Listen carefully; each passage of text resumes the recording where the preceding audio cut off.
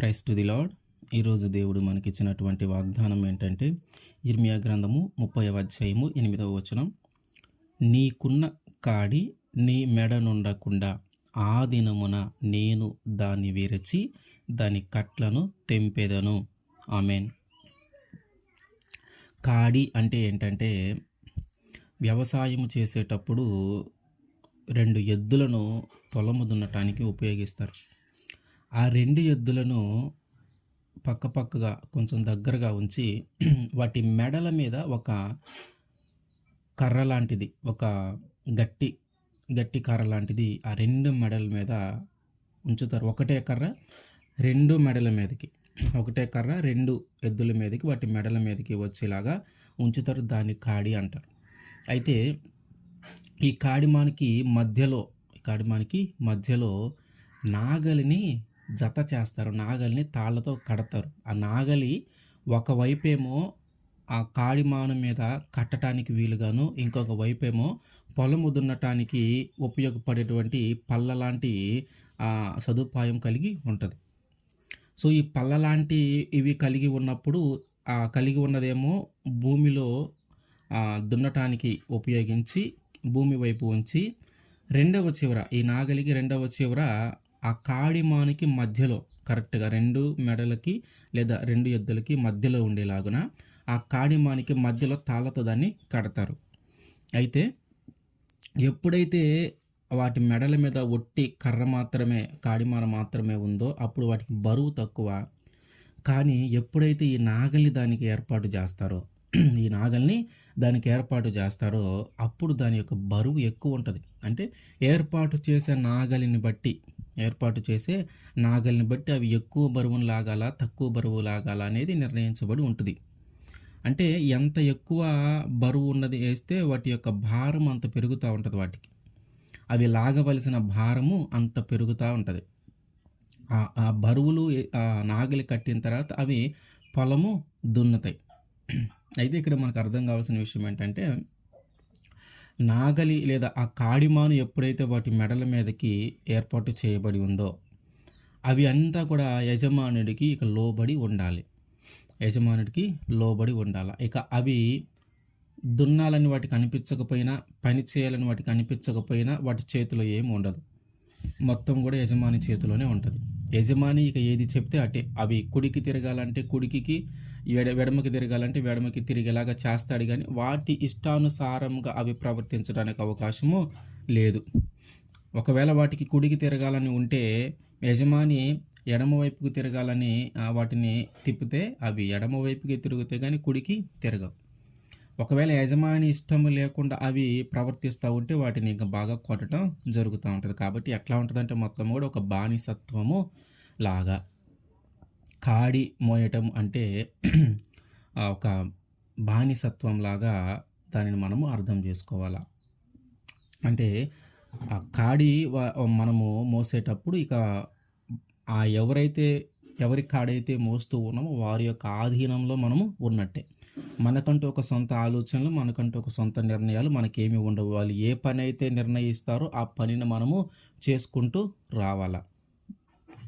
అంటే ఇప్పుడు మనం మనుషుల విషయాల్లోకి వచ్చేలేక మన మెడల మీద ఆ కాడిమాను మోసి, ఆ కాడిమాను కట్టి మీరు మోయండి, మీరు లాగండి అని అనరు. కానీ వాళ్ళు మనకి ఇచ్చేటటువంటి పని, వాళ్ళు మనకి ఇచ్చేటటువంటి పనిష్మెంటు, వాళ్ళు మనకి ఇచ్చేటటువంటి ఈ పనుల విషయాన్ని బట్టి మనము దాన్ని భారంగా భావిస్తూ ఉంటాం. ఇది నేను మోయలేను, ఇది నేను లాగలేను అని మనం అంటూ ఉంటాం.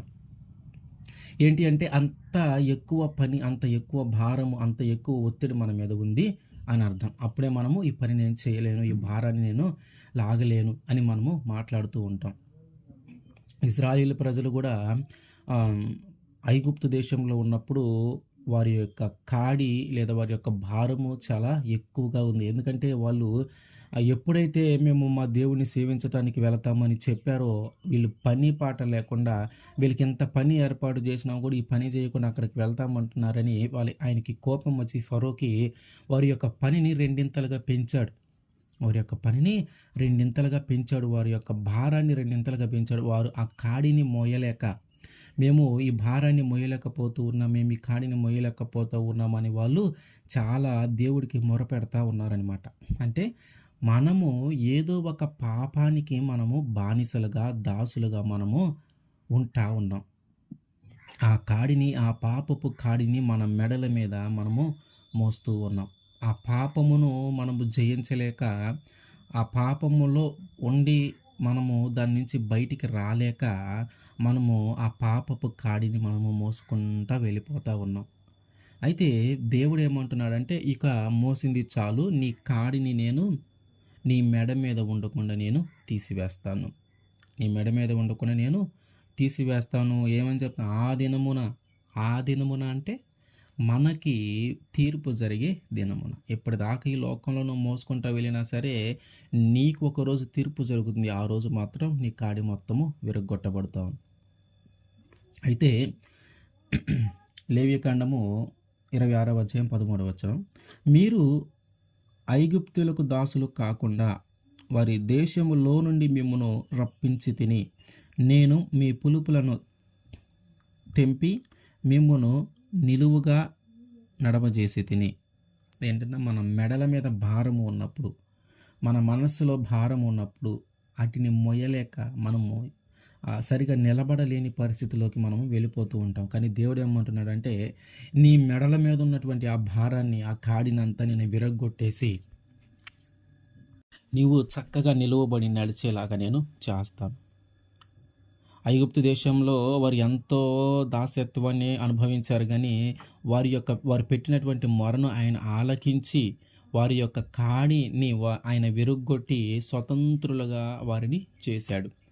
అక్కడి నుంచి, నా బానిసత్వం నుంచి, ఆ దాస్యత్వం నుంచి దేవుడు వారిని నడిపించి, వారి మెడ మీద ఉన్నటువంటి కాడిని విరగ్గొట్టారు.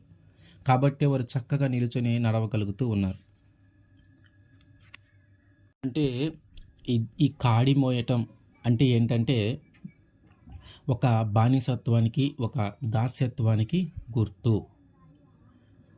ఒక పని భారము, పని ఒత్తిడి, మానసిక వేదన, ఈ పని మనం చేయలేనంత పని మన మీద ఉండటం, మనం మోయలేనంత భారం మనం మోయాల్సి వచ్చి రావటం, ఇట్లా ఇది మా వల్ల కాదు, ఇది మేము చేయలేము అన్నా కూడా ఇంకా మన చేత అదే పని చేపించే పరిస్థితిలో మనం ఉండటం.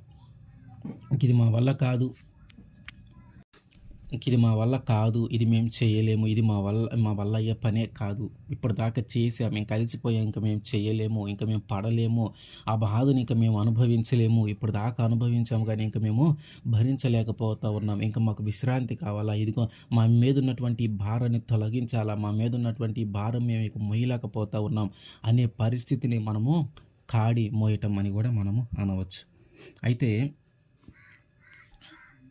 1వ రాజులు 12వ అధ్యాయము 4వ వచనం, "నీ తండ్రి బరువైన కాడిని మా మీద ఉంచెను, నీ తండ్రి నియమించిన కఠినమైన దాస్యమును మా మీద అతడు ఉంచిన బరువైన కాడిని నీవు చులకన చేసిన ఎడల మేము నీకు సేవ చేసేదము." ఇజ్రాయేలీల ప్రజల్ని ఇప్పుడు ఎవరు ఆ సమయంలో ఎవరు పరిపాలిస్తూ ఉన్నారంటే రెహబాము. ఆయన తండ్రి పేరు సొలొమోను. ఆయన దేవునికి ఇష్టంగానే జీవించాడు కానీ ఆయన స్త్రీల పట్ల ఒక మోహము కలిగి ఉండి ఆయన ఎక్కువ మంది భార్యలను చేసుకున్నాడు. సుమారుగా భార్యలుగా 700 మంది, ఉపపత్నులకు ఒక 300, సుమారుగా ఒక 1000 మంది దాకా ఆయన భార్యలుగా ఆయన చేసుకున్నప్పుడు, ఆ భార్యలందరూ కలిసి ఏం చేశారంటే, అబ్రహాము దేవుడు, ఇస్సాకు దేవుడు, యాకోబు దేవుడు అయినటువంటి ఆ దేవుణ్ణి పూజింపనివ్వకుండా, దావీదు ఏ దేవుణ్ణైతే, సొలొమోను తండ్రి దావీదు ఏ దేవుణ్ణైతే పూజించాడో ఆ దేవుణ్ణి పూజించకుండా ఇతర దేశాల అన్య దేవతలను పూజించేలాగా ఆయన్ని మార్చారు. ఆయన మనస్సును అటు తిప్పారు. ఆయన మనస్సును అటు తిప్పటం వల్ల దేవుడు ఏం చేశాడంటే, రాజ్యాన్ని ఆయన నుంచి తీసివేయాలి, రాజ్యాన్ని ఆయన నుంచి తీసివేద్దాం అని అనుకున్నాడు సొలొమోను టైంలో. ఆ సొలొమోను తర్వాత రెహబాము వచ్చాడు. రెహబాము దగ్గర ఇప్పుడు ఇక్కడ ఉన్నటువంటి ప్రజలందరూ వచ్చారు. ఆ ఇజ్రాయేలీల ప్రజలందరూ కూడా వచ్చి, ఇదిగో మీ తండ్రి మా మీద అధికమైన భారం ఉంచాడు, అధికమైన పని అప్పచెప్పాడు, అధికమైన పన్నులు ఇచ్చాడు, అధికమైన శిక్షలు ఉన్నాయి మాకు, కాబట్టి ఇప్పుడు నువ్వు రాజుగా వచ్చావు కదా, ఇప్పుడు నువ్వు రాజుగా వచ్చావు గదా! కాబట్టి మా భారాన్ని తక్కువ జెయ్యి. మా శిక్షలను తక్కువగా జెయ్యి. మీ మీ తండ్రి పెట్టినటువంటి భారాన్ని మేము మోయలేకపోతా ఉన్నాం. కాబట్టి నువ్వైనా మమ్మల్ని అర్థం చేసుకొని వాటన్నిటిని తగ్గిస్తావా అని అడగటానికి ఏం జేశారంటే యరొబాముని పిలిపిచ్చారు. యరొబాముని పిలిపిచ్చి అడుగుదామని వీళ్ళు ప్రయత్నం జేస్తా ఉన్నారు. వీళ్ళంతట వీళ్ళు అడగట్ల. అక్కడ ఆ ప్రాంతంలో ఉన్నటువంటి ప్రజలు అడగట్లేదు గానీ, యరొబాము సహాయం కోరుకుంటున్నారు. అసలు ఈ యరొబాము ఎవరంటే, ఆ సొలొమోను పరిపాలించేటప్పుడు ఈయన ఉపపత్నుల్ని ఎంతమందిని జేసుకొని సుమారుగా 1000 మందిని జేసుకొని, ఈయన దేవుడి వైపు లేకుండా అన్య దేవతలను పూజించేటప్పుడు ఏం జేశాడంటే దేవుడు, ఈ రాజ్యాన్ని ఈ ఈ దావీదు సంతానం నుంచి తీసివేసి, ఈ సొలొమోను దగ్గర నుంచి తీసివేసి యరొబాముకిద్దామని దేవుడు నిర్ణయించుకుంటాడు. యరొబాము ఎవరంటే ఈ సొలొమోను దగ్గర సేవకుడే. సొలొమోను దగ్గర పనిచేసేటటువంటి వ్యక్తే. అయితే ఒకరోజు ప్రవక్త అయినటువంటి అహియా ఒకరోజు ఈ యరొబాముకి ఎదురవుతాడు.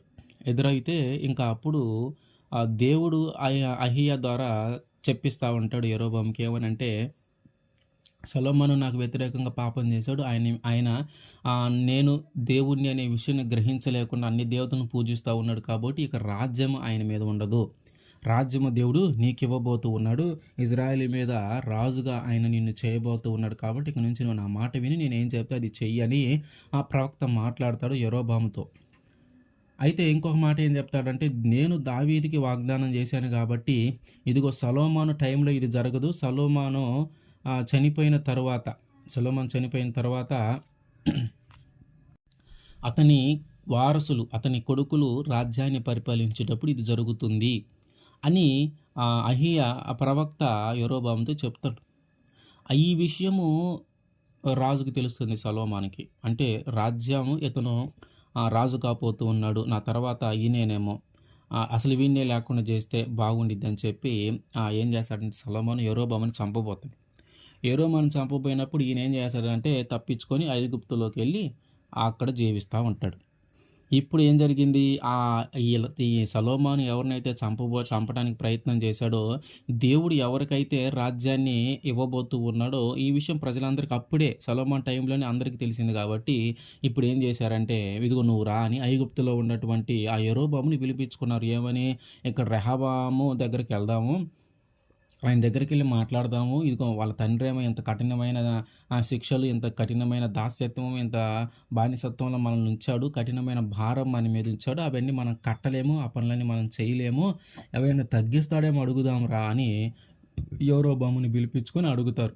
అడిగితే ఈయనేం చెప్తాడంటే 3 రోజుల తర్వాత రండి, నేను మీకు ఏ సమాధానం అనేది చెబుతానని చెప్పి అక్కడ ఉన్నటువంటి సొలొమోనుతో ఎవరైతే ఉన్నారో పెద్దలు, ఆయన రాజ్య పరిపాలన చేసినప్పుడు ఎవరైతే పెద్దలు ఉన్నారో వాళ్ళందరం పిలిపించుకొని, మరి ఇట్లా ప్రజలు ఇట్లా అడుగుతున్నారు, మరి నా తండ్రి ఏమో ఇట్లా చేశాడంట, మరి నా తండ్రి చేసిన వాటన్నిటి నుంచి మమ్మల్ని కొద్దిగా ఉపశమనం కలిగించండి, కొంచెం తక్కువగా మమ్మల్ని ఆ భారాలను శిక్షలన్నీ కొంచెం తగ్గించండి అని వీళ్ళు అడుగుతూ ఉన్నారు. నన్ను ఏం చెప్పమంటారు అని అక్కడున్నటువంటి పెద్దలందరిని పిలిపించి అడుగుతాడు. వాళ్ళందరూ ఏం చెప్తారంటే, వాళ్ళు చెప్పింది నిజమే, నువ్వు అట్లా కానీ చేస్తే ఈరోజు వాడికి సేవకుడుగా, దాసుడుగా నువ్వు వాళ్ళతో మృదువైన మాటలు మాట్లాడి వాళ్ళు అడిగింది కానీ నువ్వు చేస్తే వాళ్ళు నీకు ఇక జీవితాంతం నువ్వు ఉన్నంత కాలం వాళ్ళు నీకు దాసులుగా ఉంటారు. వాళ్ళు ఎప్పుడు ఇంక నీ మీద తిరుగుబాటు చేయరు, నీ ఆధీనంలోనే ఉంటారు, నీ మాట వింటారని చెప్తారు.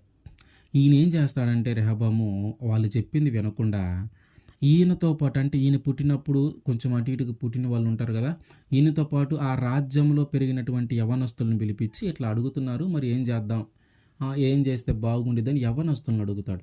వీళ్ళేం చేస్తారంటే, నువ్వు ఏదైతే వాళ్ళు అడిగారో దానికి వ్యతిరేకంగా చెయ్యి అని చెప్తారు. ఏమని? నీ తండ్రి ఒక అంత భారం పెడితే నువ్వు 2 భారం పెడతానని చెప్పు.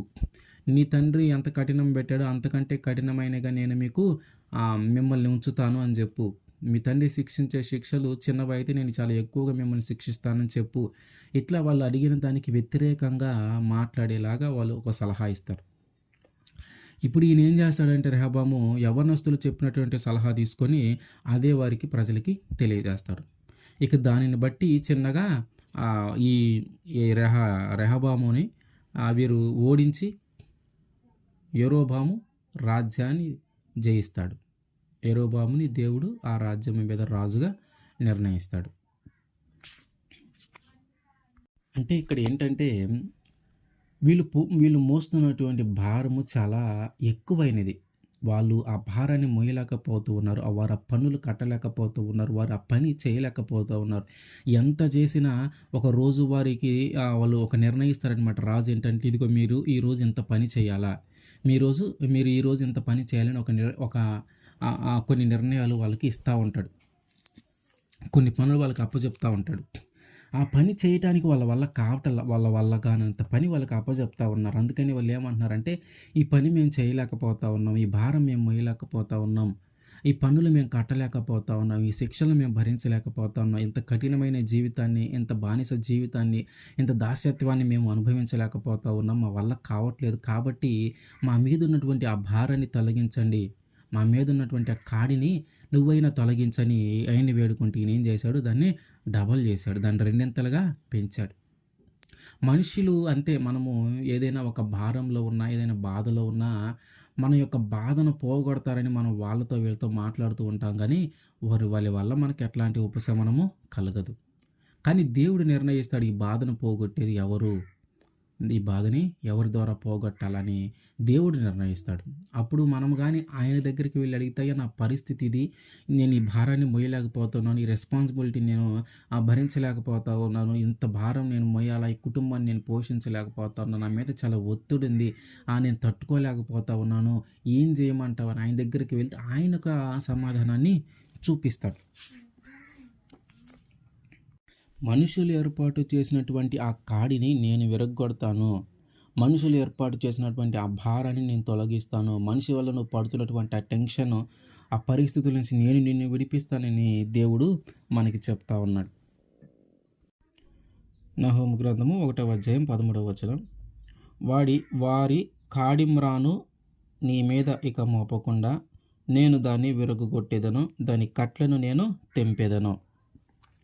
ఇక నీ మీద ఎవరు ఎట్లాంటి భారాన్ని మోపినా, ఎవరు ఎట్లాంటి కాడుమాను నీ మీద వేసినా, నీ మెడల మీద ఉన్నటువంటి ఆ భారాన్ని, నీ మనస్సులో ఉన్నటువంటి ఆ భారాన్ని, ఆ ఒత్తిడిని, వీటన్నిటి నుంచి ఇక నేను నిన్ను విడిపిస్తాను. వీటన్నిటి నుంచి ఇక నేను విడిపిస్తాను. ఇక నువ్వు దాని గురించి ఆలోచించాల్సిన అవసరము లేదు. నేను ఈ పని చేయలేనంత పని నాకుంది, మోయలేనంత భారం నాకుంది, ఇది నా వల్ల కావట్లేదు, ఇది నా వల్ల అవ్వట్లేదు అని మనము దిగులు పడే సందర్భాలు, బాధపడే సందర్భాలు చాలా ఉంటున్నాయి. కానీ దేవుడు ఏమంటున్నాడంటే, ఇదిగో నీ మెడ మీద ఉన్నటువంటి ఆ భారాన్ని అంతా కూడా నేను తొలగిస్తాను. నీ మెడ మీద ఉన్నటువంటి ఆ భారాన్ని అంతా కూడా నేను తొలగిస్తాను. మనుషులైతే నీ మీద భారం మోపుతా ఉన్నారు, మనుషులైతే నీ మీద ఒత్తిడి తెస్తూ ఉన్నారు, మనుషులైతే నువ్వు ఇది చెయ్యి, నువ్వు ఇది చెయ్యాలని, నువ్వు చేయలేని పని కూడా నీకు అప్పగిస్తూ ఉన్నారు. కానీ ఇదిగో ఈరోజు ఇవన్నిటి నుంచి విడిపించే రోజు ఒకరోజు వస్తుంది. నేను నిన్ను విడిపిస్తాను ఆ పరిస్థితుల నుంచి, నేను నిన్ను కాపాడుతున్న ఆ పరిస్థితుల నుంచి, నీ మెడ మీద ఉన్నటువంటి భారం నుంచి నేను నిన్ను విడిపిస్తానని ఆయన మనతో మాట్లాడుతూ ఉన్నాడు. ఆమేన్.